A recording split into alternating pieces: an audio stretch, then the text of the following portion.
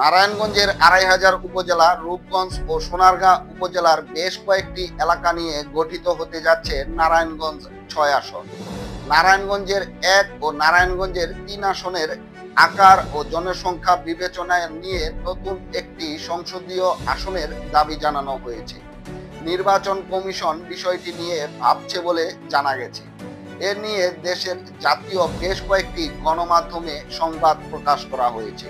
গণমাধ্যমগুলোতে আরো প্রকাশ করা হয়েছে, ইসি কর্মকর্তারা জানিয়েছেন শুধু কেবল নারায়ণগঞ্জ নয়, দেশের বিভিন্ন জেলার সংসদীয় আসনের সীমানা পরিবর্তন আনা হতে পারে।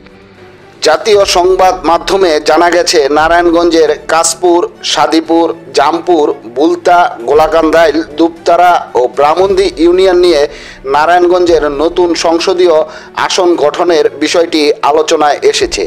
সম্প্রতি সময়ে সামাজিক যোগাযোগ মাধ্যমে নতুন এ আসনের ব্যাপারে আলোচনা উঠেছে। স্থানীয়রা জানান, রূপগঞ্জ ও সোনারগাঁ এবং ২৫০০ দুটি আসন ভৌগোলিক দিক দিয়ে আকারে বড়।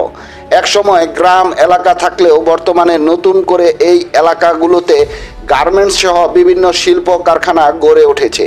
এ সকল এলাকার জনসংখ্যাও বৃদ্ধি পাচ্ছে। এর ফলে এ সকল এলাকায় জনগণের সুবিধার কথা মাথায় রেখে নতুন করে আসন বিন্যাসের দাবি তুলেছে এই এলাকার বাসিন্দারা। এদিকে জাতীয় সংসদ নির্বাচনের আগে সংস্কারের অংশ হিসেবে জাতীয় সংসদের আসনগুলোর নতুন করে সীমানা নির্ধারণ করা হতে পারে বলে জানা গেছে। এছাড়াও সংস্কার প্রস্তাবে আসন সংখ্যা বৃদ্ধির দাবিও জানিয়েছে বেশ কয়েকটি রাজনৈতিক দল। সেই সাথে স্থানীয় জনগোষ্ঠীর দাবির পরিপ্রেক্ষিতে বিষয়টি নিয়ে ভাবতে শুরু করেছে নির্বাচন commission. Mubin Bhuiyan Khokon, সিএটিভি online desk.